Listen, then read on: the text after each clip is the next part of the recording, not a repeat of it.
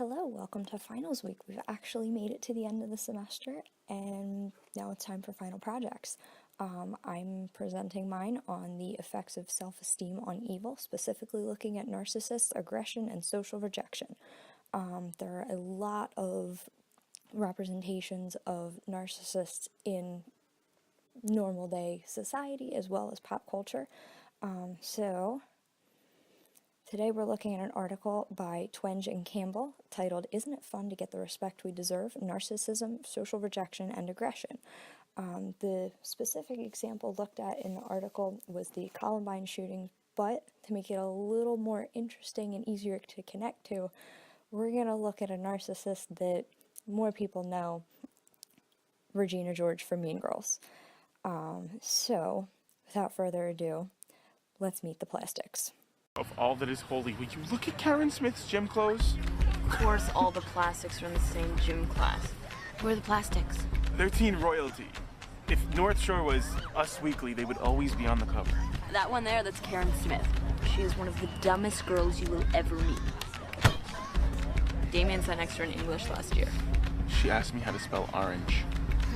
And that little one, that's Gretchen Wieners. She's totally rich because her dad invented toaster strudel. Gretchen Wieners knows everybody's business. She knows everything about everyone. That's why her hair is so big. It's full of secrets. Hey, what's happening? And evil takes a human form in Regina George.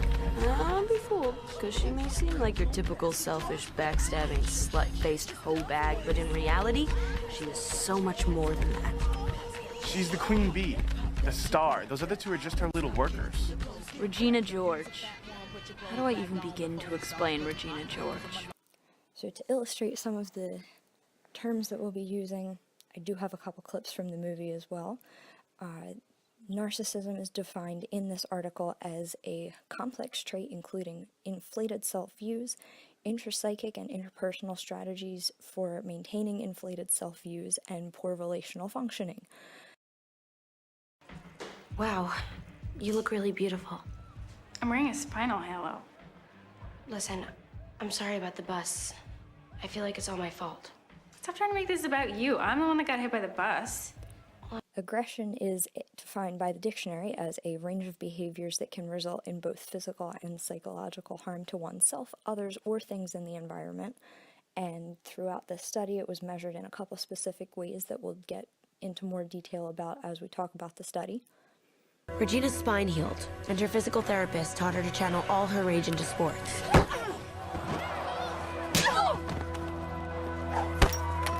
It was perfect because the jock girls weren't afraid of her.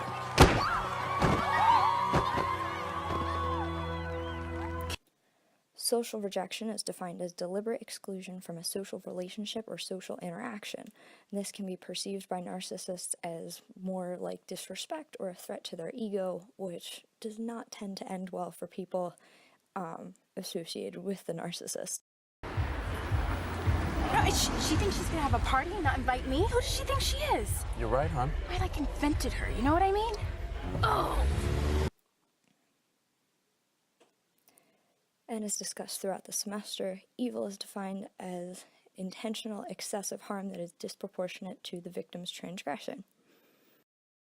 There are two kinds of evil people. People who do evil stuff and people who see evil stuff being done and don't try to stop it. The overall hypothesis for this study was that narcissists will respond to social rejection with an increase of anger and aggression. So this whole study was trying to figure out, is that actually true? So they broke the study down into 4 separate smaller studies. In study number 1, the aim was to examine the relationship between narcissism and reaction to social rejection. They took 56 undergraduate students who completed several different surveys to gauge their level of narcissism, and they completed 2 other surveys to judge their level of self-esteem. The higher score they received on these surveys, the more positive self-feelings they had. 2 of these surveys, the RSE and the JFFIS, were Z-scored and added together to form a composite score for more simplified understanding, z-score is a statistical equation that is very messy and a lot of math, so we're not going to get into that right now. During the study, each participant was asked to relate a story in which they felt rejected by a same-age individual or group, so they're not looking at being rejected from a job or college or a romantic interaction, just an everyday situation. After writing down this story, participants completed a mood measure in reference to the feelings they had in that rejection event. There were 7 items that talked about anger and 26 on internalized negativity feelings such as sadness, anxiety, embarrassment, things like that.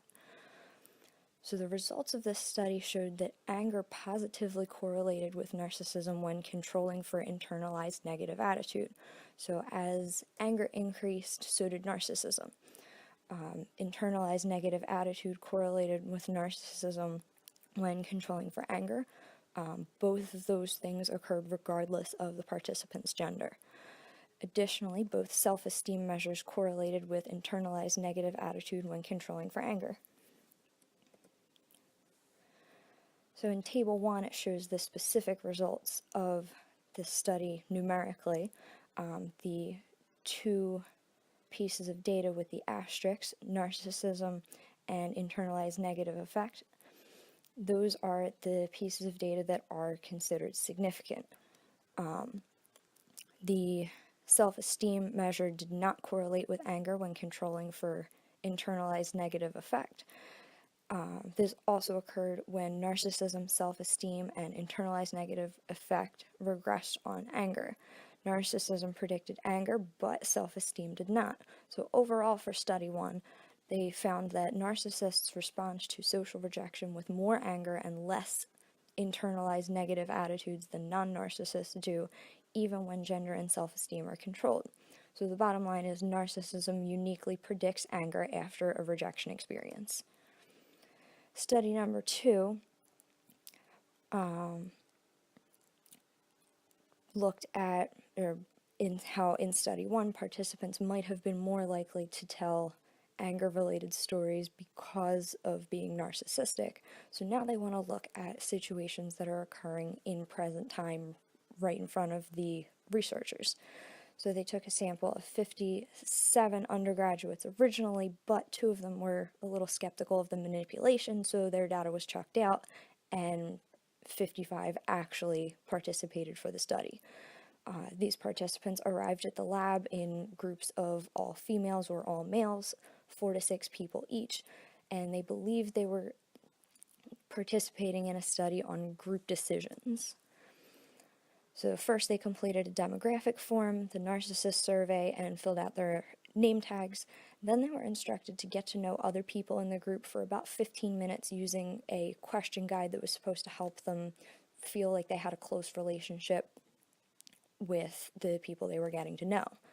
After about 20 minutes, they were all put in separate rooms and asked to name 2 people that they thought they would like to work with for the next part of the supposed study. Regardless of what their answers were, participants were randomly assigned to be either told that everyone wanted to work with them or no one wanted to work with them, kind of like being picked last for kickball. So after being told their results, they completed the same mood measure that was used in Study number 1. The researchers afterwards debriefed the participants and politely apologized for the deception that was used in the study. So Study number 2 had similar results to Study number 1. Narcissists demonstrated increased anger compared to non-narcissists after the social rejection, but not after the social acceptance. So the people who were told that nobody wanted to work with them felt more angry than those who were told that everyone wanted to work with them. And by including that group of accepted people, it showed that anger was unique to the rejection experience.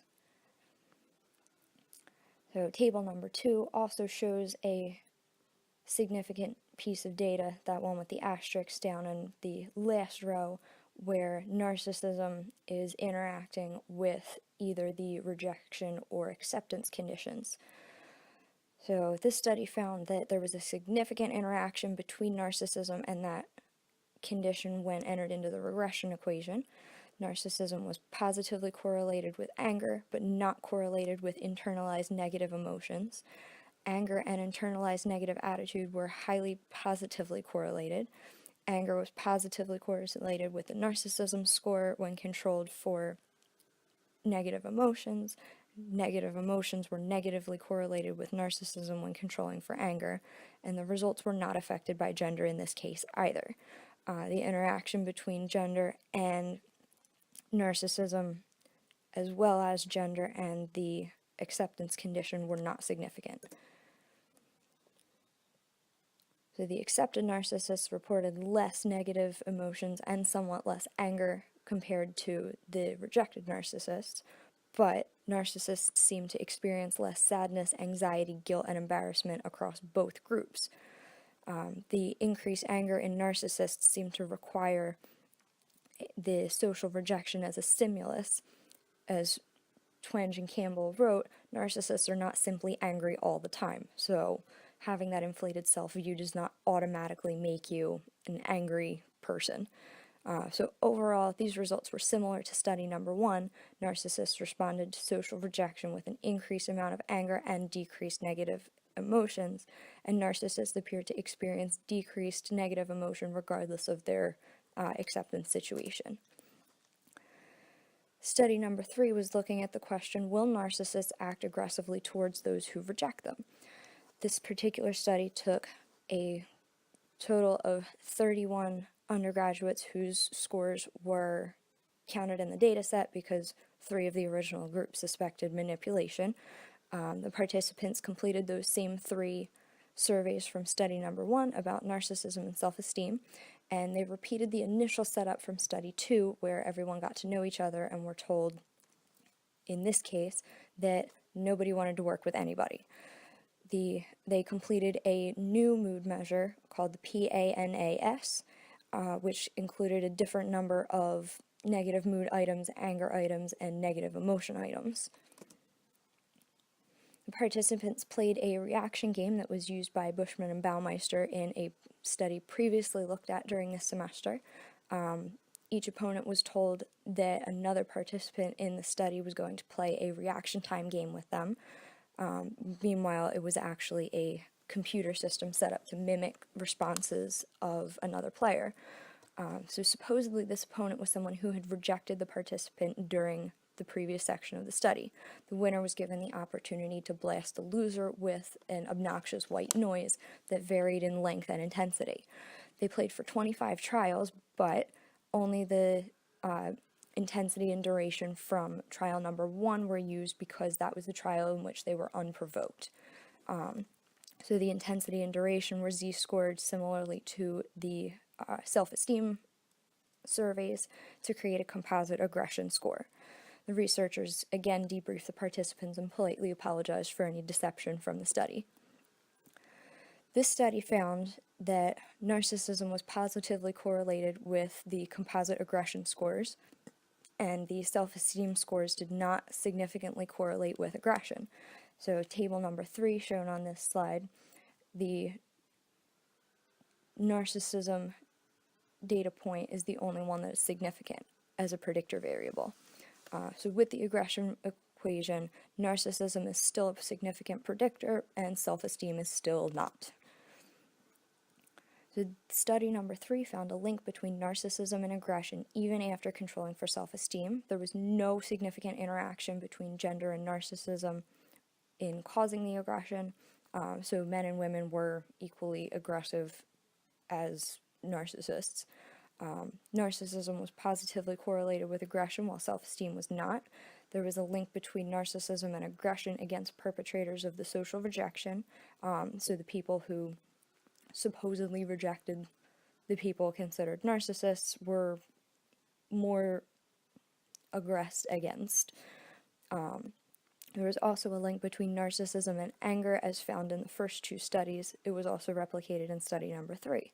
So the overall findings from this study were that narcissists are angrier after rejection and more aggressive towards those who rejected them than are non-narcissists. Our 4th and final study aimed to explore the idea that narcissists displaced aggression in response to rejection. They counted data from 61 undergraduate students because 4 suspected the manipulation, and repeated the setup from study number 3, but went back to this setup where part of the group was rejected and part of the group was accepted. They completed the same mood measure used in study number 3 and played the same reaction time game, but in this particular section of the study, the alleged opponent was a random participant who was supposedly making up another experiment and was not involved in the social rejection. So because this third-party innocent player was involved, and changed the results a little bit, narcissists were more likely to aggress against the innocent third party after rejection than non-narcissists were. In Table 4, it shows that narcissism and the rejection condition and the interaction between those two are the significant data points. So there's a significant interaction between narcissism and the rejection or acceptance condition, and narcissists were more aggressive towards the new innocent third party after being rejected, but not after being accepted. There was a significant correlation between narcissism and aggression for the rejected group, non-significant correlation between narcissism and aggression for the accepted group, and for the rejected group, narcissism correlated with aggression when self-esteem competed with narcissism as an explanation for the aggression.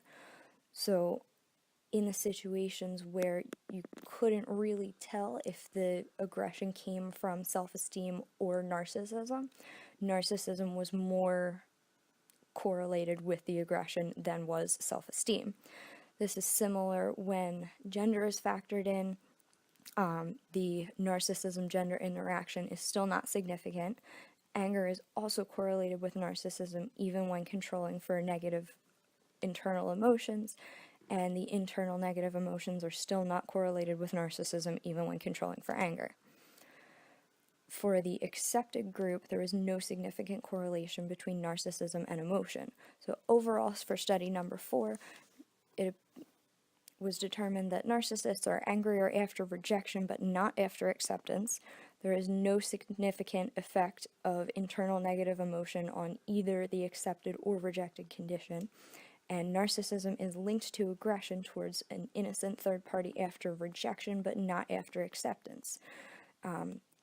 The researchers started to question and discuss why this might be in the latter part of the article, and it was suggested that because this innocent third party shared the same demographic as the perpetrators and the narcissists, where they are all supposedly university students of approximately the same age, the narcissist may have seen that as enough of a connection that it merited aggression, regardless of the fact that these people were not directly involved in their social rejection. So the overall conclusion of this study is that the highest levels of aggression seem to require both high narcissism and an experience of social rejection. So looking back at our question of what are the effects of self-esteem on evil, narcissism is characterized by an inflated self-esteem and a disinterest in interpersonal relations, and narcissism is related to higher aggression levels after social rejection, regardless of the victim's role in rejection. Therefore, narcissism / overly inflated self-esteem could potentially facilitate quote-unquote evil, because narcissism includes that inflated self-esteem and is related to the higher aggression levels. But there are a few things to consider before deciding that all narcissists are evil. Some narcissists perceive threats where no threat actually exists, which is the situation in which they aggress towards the innocent third party. There were also a couple limitations to this study. It was not determined how exactly narcissists interpret social rejection. This could vary individual to individual, situation to situation. There's a lot of variability on that front. There's also the question of, is a narcissist's aggression aiming to reflect anger at a threatened ego, or is it to gain higher status through besting their rejectors? There are two functionalities of aggression, so it's difficult to determine which is the exact cause for this particular situation. There also may be instances where the narcissist feels like they could be aggressive, but it is not actually expressed overtly in ways that we were able to detect during this study. There's also the question of, did this study effectively simulate evil? It's debatable as to whether this white noise causing game was excessive or disproportionate. In the case where the opponent was one of the participants who rejected the active participant, it could be considered excessive or disproportionate depending on what level and duration they actually used for the white noise. However, on the innocent third party, it may be considered borderline evil because it is excessive and disproportionate, because this third party didn't actually do anything to harm the participant. However, it is only a white noise. We don't know exactly how loud it was, so it may not have been harmful at all. Ideally, this particular study would have fit best into the syllabus timeline after DP4 on intergroup processes and before DP5. This makes the most sense, in my opinion, because it connects the roots of evil to the intergroup processes that were discussed in DP3 and DP4.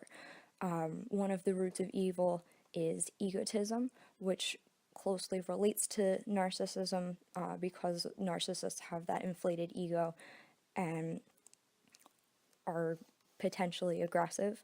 And the situation in study 4 of this article that mentions the intergroup connection between all of the participants being university students and that third party group having that connection as well, that would deal with some of the in-groups and out-groups that were mentioned in the intergroup processes unit. So thank you for taking the time to check out my video. Thank you for surviving the semester, Dr. Webster. It was a great, interesting class. Here are my references and all. And happy finals week. That is so